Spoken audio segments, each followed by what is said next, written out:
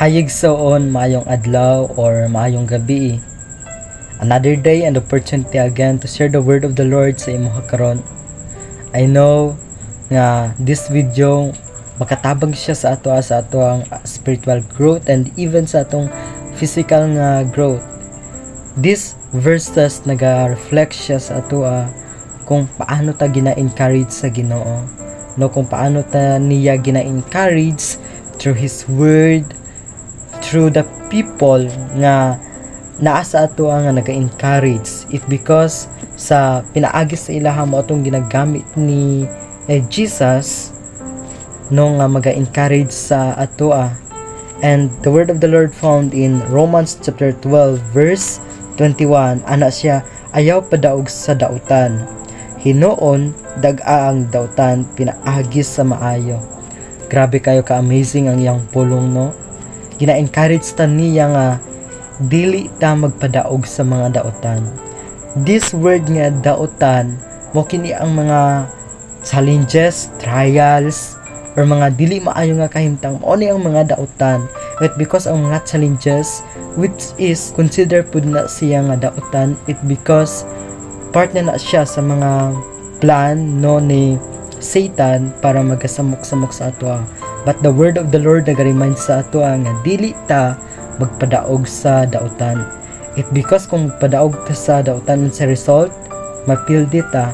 And if mapildi ta unsa ang atong situation, no, wala na ta sa maayo nga kahimtang and dili na ta mag-grow spiritually and physically.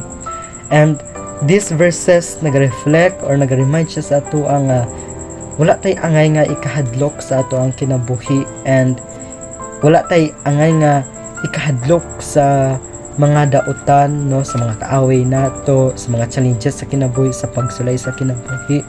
It because ang Ginoo magauban sa ato ana gani siya dag-a or daugan daw nato ang dautan pinaagi sa maayo, which is gina-emphasize niya diri kung paano magiging makita sa ato ang kanang goodness sa Ginoo.